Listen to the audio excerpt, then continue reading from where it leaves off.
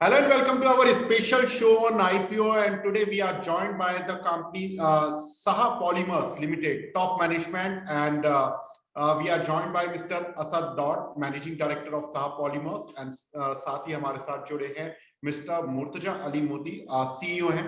Hello sir, good afternoon. आप दोनों का बहुत-बहुत स्वागत है. Good afternoon. Good afternoon. Thank you so much. Our pleasure sir. Asad sir, ये बताइए सर, आपकी कंपनी जिस बिजनेस में है उस बिजनेस के को लेकर आईपीओ लाने का ये समय आपने क्यों चुना? क्या कुछ उसके पीछे थिंकिंग थी? क्या कुछ आपके प्लान्स हैं? उस पे मैं बाद में आऊंगा. पहले आप थिंकिंग बताइए सर कि क्यों आपने आईपीओ का यही समय चुना. जैसे कि हमारी कंपनी जो है, हम लोग मैन्युफैक्चर करते हैं और एक्सपोर्ट भी करते हैं FIBC, BOPP बैग्स और बाकी सारे टेक्निकल टेक्सटाइल प्रोडक्ट्स. अभी हमारी कंपनी का एक्सपेंशन ऑनगोइंग है, वो नेक्स्ट मंथ तक सब कंप्लीट हो जाएगा.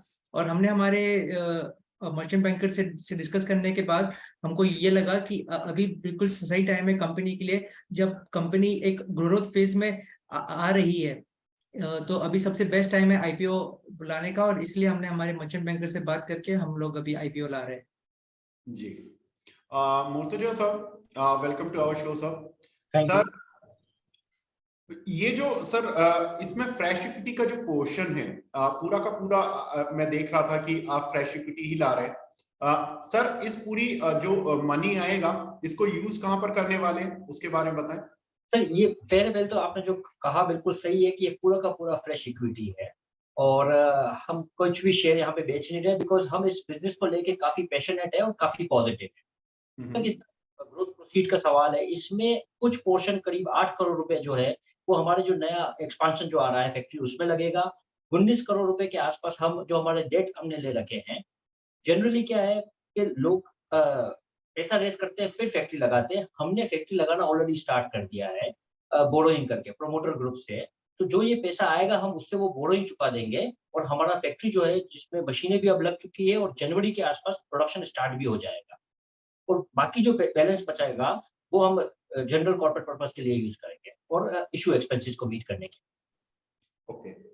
असद सर, अभी का बताइए कि सर कंपनी की किस तरह से कंपनी स्टार्ट हुई थी, किस ईयर में आपने इनकॉर्पोरेट किया, क्या कुछ पीछे उसके सोच थी कि कई बार होता है कि हमने देखा है कि जो मैनेजमेंट होते हैं वो कुछ पर्टिकुलर दूसरा प्रोडक्ट बनाने का सोच रहे होते हैं, लेकिन जब वो बिजनेस कर रहे होते हैं तो उनको लगता है कि नहीं, इस बिजनेस में ज्यादा मार्जिन है, तो वो उस पर्टिकुलर सेगमेंट में चले जाते हैं.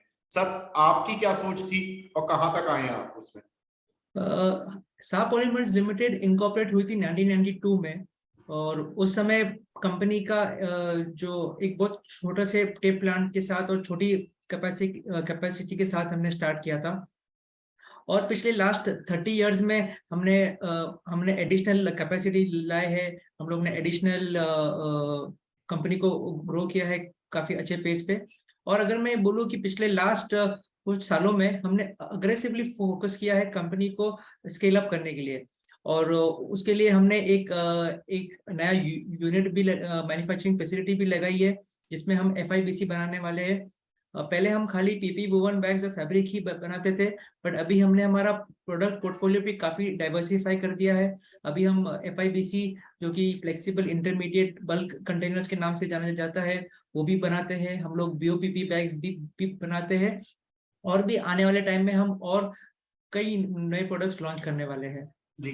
तो सर, अभी कंपनी की क्या कैपेसिटी है ओवरऑल, और कितना कंपनी पिछले 3 साल के फाइनेंशियल्स के बारे में बताएं कि कंपनी कितना रेवेन्यू अर्न कर रही है, कितने प्रॉफिट में है?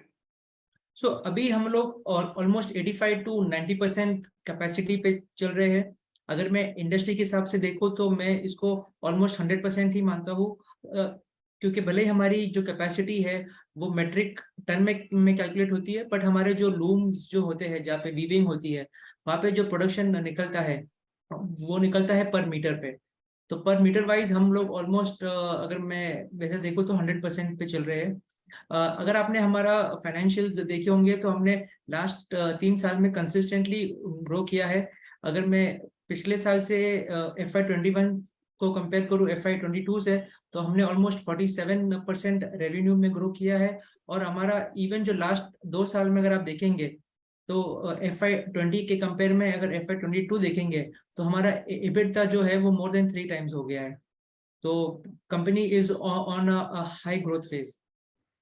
ओके, मुर्तजा सर, जो आप बता रहे थे कि सर कैपेसिटी एक्सपेंशन आप कर रहे हैं, ये कैपेसिटी एक्सपेंशन कब तक पूरा होगा? और दूसरा कि इससे इंक्रीमेंटल रेवेन्यू कितना होता हुआ दिखाई देगा सर? कैपेसिटी कंपनी का डबल हो रहा है। अभी जो कैपेसिटी इंस्टॉल्ड कैपेसिटी है वो है 4000 मेट्रिक टन। नया प्लांट 4000 से और प्लस कर देगा। कैपेसिटी जो ऐड होगी वो नए खाली नंबर्स में नहीं होगी, नई प्रोडक्ट रेंज में भी होगी। इस नई कैपेसिटी में हम हाई एंड जो हमारा नीश मार्केट है, हम जो एक्सपोर्ट में हैं और एक्सपोर्ट में अभी हम जो एक्जिस्टिंग प्रोडक्ट देते हैं, तो हमको वहाँ पे कंप्लीटली डिफरेंट ग्रोथ एस्पेक्ट दिख रहा है कि ये नीश मार्केट की काफ़ी ज़्यादा डिमांड है, तो हम उसके लिए ये फैक्ट्री ला रहे हैं, जिससे कैपेसिटी तो डबल होगा, नया प्रोडक्ट आएगा और इसमें इंक्रीमेंटल मार्जिन मिलेंगे। तो मैथमेटिकली अगर करें तो इंटू 2 कर सकते हैं, बट सिंस नंबर्स के ऊपर हम अभी कुछ कह नहीं सकते, इसलिए ये कमेंट नहीं कर पाएँगे। आप अपने रेवेन्यू मिक्स में बताएं कि आपका डोमेस्टिक रेवेन्यू कितना होता है और एक्सपोर्ट रेवेन्यू कितना होता है? अभी हमारा डोमेस्टिक रेवेन्यू आप 50-50 कर सकते हैं, थोड़ा 45 टू 65% के आसपास रहता है। आज की तारीख में हमारा डोमेस्टिक थोड़ा ज़्यादा है, उसका रीज़न है कि पीपी बैग्स जो है हमारे, जो हमारे बीओपीपी और एक्जिस्टिंग प्रोडक्ट्स है, इसकी डिमांड डोमेस्टिक में ज़्यादा है। रीज़न बीइंग हिंदुस्तान में अभी इंडस्ट्रियलाइज़ेशन उतना आया नहीं है। आज भी लोडिंग, अनलोडिंग के लिए लोगों के पास वो इक्विपमेंट नहीं है, वो कंपनीज़ में वो मशीनें नहीं है, इसलिए वही लेबर इंटेंसिव काम करवाती है, तो 50 केजी, 25 केजी के बैग्स चलते हैं। जबकि हम एक्सपोर्ट मार्केट देखा जाए तो वहाँ पर सब ऑटोमाइज़ेशन है, तो बड़े बैगों की ज़्यादा डिमांड है। क्योंकि हमारी नई कैपेसिटी जो आ रही है, वो बड़े बैगों की आ रही है, तो हम ये देखते हैं कि एक्सपोर्ट का जो हमारा शेयर है, वो सिग्निफिकेंट बढ़ जाएगा, इस नई कैपेसिटी आने के बाद। जैसे लॉन्ग टर्म फ्यूचर की बात करें, mid to long term future में, तो हिंदुस्तान में भी जैसे-जैसे ऑटोमाइज़ेशन आएगा, इन बैगों की डिमांड सिग्निफिकेंटली बढ़ेगी और कैप्टिव कंजम्पशन जिसे हम बोलते हैं कि हमारी कंट्री का अंदर का जो कंजम्पशन है, वो भी इन बैगों का बढ़ेगा। तो वी सी काफ़ी ग्रोथ एस्पेक्ट है, बहुत डोमेस्टिक और इंटरनेशनल मार्केट। जी। असद सर, जो आपकी इंडस्ट्री है सर, इसमें क्रूड का बहुत इम्पैक्ट होता है, और आपके जो पियर्स हैं सर वो भी बहुत छोटे नहीं हैं, वो बहुत बड़े बड़े प्लेयर्स हैं। और मैं बोलूंगा रिलायंस और ऐसे इतने बड़े बड़े प्लेयर्स आपके पियर्स ग्रुप में आते हैं। सर एक तो मुझे कॉम्पिटिटिव एज बताइए कि कंपनी के पास क्या है, जो इन्वेस्टर इसको हमारे शो को देख रहे हैं उनको ये पता चले कि अगर वो इस कंपनी में इन्वेस्ट कर रहे हैं तो उनके लिए क्या ऐसे प्रोस्पेक्ट्स हैं जो कि वो इतने बड़े कंपटीशन से को फेस कर लेगी कंपनी। दूसरा सर कि क्रूड ऑयल चूंकि एक बहुत बड़ा हॉट टॉपिक बना हुआ है इंटरनेशनली पिछले 1 साल से, स्पेशली जब से रशिया यूक्रेन वॉर शुरू हुआ है, तो सर इसको लेकर आप अपनी स्ट्रेटेजी बताएं कि कंपनी कैसे हेज करती है अपने रॉ मटेरियल प्राइसेस को। तो मैं आपका जो दूसरा सवाल है उसको पहले लेना चाहता हूँ। जैसे कि आपने बताया रिलायंस, तो रिलायंस एक्चुअली हमारे कंपटीटर नहीं, हमारे सप्लायर है। तो हम लोग हमारा मेजॉरिटी रॉ मटेरियल जो परचेज करते हैं वो रिलायंस से करते हैं। दूसरी चीज की आपने बिल्कुल सही बोला कि हमारा जो जो पॉलीमर प्रोडक्ट है वो क्रूड ऑयल की प्राइस से काफी लिंक है। अगर जिस हिसाब से क्रूड ऑयल की प्राइस बढ़ती है या घटती है, उस हिसाब से हमारी पॉलीमर की प्राइस भी चेंज होती है। हमारे पास एक नेशनल एडवांटेज इसलिए है बिकॉज इंडिया में ज्यादातर क्रूड इंपोर्ट होता है। तो जब क्रूड प्राइस बढ़ती है तब इंपोर्टेड जो पॉलीमर प्राइस भी बढ़ती है, बट सामने के सामने हम लोग एक्सपोर्ट भी करते हैं, तो उससे हमको एक नेचुरल हेजिंग मिलती है। ये था आपका पहला क्वेश्चन। आपका जो दूसरा क्वेश्चन था, हमारा जो कंपेटिटिव एज क्या है, तो बेसिकली हमारी जो कंपनी की स्ट्रेटेजी है वो एक बहुत एसेट लाइट फिलॉसफी है। इसका मतलब क्या है, हम लोग बिलीव करते हैं market first and capacity second. इसका मतलब हम पहले मार्केट को डेवलप करते हैं और उसके बाद फिर हम कैपेसिटी लाते हैं। तो ये है हमारी एसेट लाइट फिलॉसफी। इससे कंपनी एक फास्टर ग्रोथ अचीव कर सकती है विद लेसर कैपिटल। ऑल्सो हम लोग एक complete holistic packaging solution provide करते हैं हमारे कस्टमर्स के लिए। हम हमारे कस्टमर के साथ वर्क करते हैं ताकि उनकी हम लोग जो पैकिंग कॉस्ट है उसको ऑप्टिमाइज कर सके और प्लस हम लोग उनकी पैकेजिंग को इन्वायरमेंटली सस्टेनेबल भी बना सके। Okay, perfect. Sir, if I am not wrong, आपके जो कॉम्पिटिटर्स में जो पैकेजिंग कंपनीज के जो टॉप के प्लेयर्स हैं लाइक यूफ्लेक्स, पॉलीप्लेक्स, इस तरह की कंपनियां हो गई, सर ये काफी डोमिनेंट प्लेयर हैं इस समय इंडियन मार्केट में, और इसमें से भी कुछ एक कंपनियां सर अब पेपर पैकेजिंग को भी थोड़ा सा फोकस कर रही हैं। सर आप भी कुछ इस लाइन में सोच रहे हैं, क्योंकि गवर्नमेंट का थ्रस्ट उस साइड पर ज्यादा है, ये गवर्नमेंट देख रहे हैं इंडिया में कि ज्यादा उस लाइन को प्रमोट करना चाहती है? सर अभी हम जो प्रोडक्ट बना रहे हैं जी, इसमें हमारा जो अभी जो प्रोडक्ट है इसमें सस्टेनेबल, क्योंकि जो प्रोपोलिन जो थिकनेस है वो 50 माइक्रोन से ऊपर है, तो वो सिंगल यूज प्लास्टिक में नहीं आता। हमारा 100% प्रोडक्ट रिसाइकलेबल है। हमारे फैक्ट्री में जितना भी वेस्ट होता है वो 100% रिसाइकल होता है, कोई भी वेस्ट लैंडफिल के लिए नहीं जाता। As far as paper packaging की बात है, हमारी जितनी भी मशीन अभी हमने नई यूनिट में लगाई है प्लस जो एग्जिस्टिंग है, वो ये सब कैपेबल है इन सब प्रोडक्ट को करने के लिए। क्योंकि हम आज की तारीख में इन प्रोडक्ट पे डील नहीं कर रहे हैं, इसलिए हम इसके बारे में कमेंट नहीं कर सकते। बट फ्यूचर में अगर अपॉर्चुनिटी आती है तो हमारे पास वो कैपेसिटी है, वो कैपेबिलिटी है हमारी मशीनों में, हमें मार्केट में एंटर कर सकते हैं। Okay, perfect. अच्छा सर, ये भी बताएं कि सर कंपनी की अभी एग्जिस्टिंग कहाँ पर प्रेजेंस है इन टर्म्स ऑफ यूनिट्स, कितनी यूनिट्स हैं, कितने एम्प्लॉइज हैं आपके पास, और क्या आपकी ज्योग्राफिकल रीच है विद इन इंडिया कि आप इंडिया में कितने स्टेट्स को अपना माल बेचते हैं, कहाँ पर आपका माल सप्लाई होता है? तो आज के दिन हमारी 2 मैन्युफैक्चरिंग यूनिट है। एक है मादरी, दोनों यूनिट उदयपुर में है, एक है मादरी इंडस्ट्रियल एरिया में, और जो हमारी नई यूनिट है वो है मोडी विलेज में। हमारा जो डोमेस्टिक सेल्स का प्रेजेंस है वो 5 स्टेट और 1 यूनियन टेरिटरी में है। हमारा ज्यादातर सेल्स राजस्थान, हरियाणा और गुजरात से आता है। और इंटरनेशनल की बात करूँ तो मैं हमारा जो प्रेजेंस है वो US, UK, middle east, Europe और पार्ट्स ऑफ अफ्रीका में है। जी, मूर्तिजा जी, आपके जो कुछ क्लाइंट्स जो इंडिया में जो आप मानते हैं कि कंपनी के लिए मेजर रेवेन्यू कंट्रीब्यूट करते हैं, क्या कुछ उनके आप नाम शेयर कर सकते हैं हमारे साथ? सर नाम शेयर करना, जैसे बड़ी सीमेंट्स कंपनीज है, बड़ी बड़ी जो रिनाउंड कंपनियां हैं, फर्टिलाइजर कंपनी है राजस्थान बेस्ड, हम उनको सप्लाई करते हैं और उनसे हमारा जो रेवेन्यू कंसंट्रेशन है आज की तारीख में मेजर है। बट अगर आप फाइनेंशियल को पूरा देखेंगे तो पता चलेगा 2020 के कंपैरिजन में हमारा जो कंसंट्रेशन है वो धीरे धीरे घट रहा है, क्योंकि हमारी मार्केट एक्सपांड जो रीच है वो बढ़ रही है। हम नए कस्टमर ऐड कर रहे हैं और स्लोली एक्सपोर्ट मार्केट को अपना बेस बना रहे हैं। जी, तो अभी एग्जिस्टिंग सर अगर मैं आपका प्रोडक्ट पोर्टफोलियो देखूं तो इसमें कितने परसेंट रेवेन्यू आपका किस किस इंडस्ट्री को कैटर करते हैं, लाइक यूजर इंडस्ट्रीज आपकी किस परसेंटेज में है सर? सर हमारा इधर एक डोमेस्टिक की अगर बात की जाए तो हम डायरेक्ट एंड यूजर्स को देते हैं, जैसे अल्ट्राटेक, जेके सीमेंट्स, अंबुजा सीमेंट्स, जो कंपनियां होती है जो हमारे एंड यूजर्स होते हैं इनको देते हैं। जब हम एक्सपोर्ट की बात की जाए तो हम डिस्ट्रीब्यूटर्स को अपना माल देते हैं, फिर डिस्ट्रीब्यूटर्स अल्टीमेटली एंड यूजर्स को देता है। तो वहां से इंडस्ट्री का नंबर आ पाना मुश्किल है। यहाँ पर जो हमारा डोमेस्टिक है, मैं कह सकता हूँ कि अगर 50% डोमेस्टिक है तो इसका सिग्निफिकेंट पोर्शन जो है वो 3 इंडस्ट्री में जाता है, सीमेंट्स में, फर्टिलाइजर्स में और मिनरल्स में। ओके, बिल्कुल। तो ये 3 इंडस्ट्री हो गई, फर्टिलाइजर, मिनरल्स एंड सीमेंट, जहां पर की आपकी मेजर सप्लाई जाती है इन डोमेस्टिक मार्केट। बिल्कुल perfect sir. Sir Asad sir company के जो प्रमोटर को लेकर सर जब आईपीओ आता है तो 2-3 चीजें शेयर होल्डर्स बहुत ज्यादा जानना चाहते हैं। एक कि प्रमोटर हिस्ट्री, प्रमोटर बैकग्राउंड, कि किस तरह से प्रमोटर्स जो थे कंपनी के साथ कौन थे फ्रॉम द सिंस इंसेप्शन, और अब कौन है। दूसरा कि सर कंपनी ने, आपने बता ही दिया कि कंपनी कब से शुरू हुई और किस तरह से कंपनी के फाइनेंशियल्स चल रहे हैं, तो सर प्रमोटर और एम्प्लॉइज का कल्चर और बताएं कि किस तरह से कंपनी का बोर्ड स्ट्रक्चर है।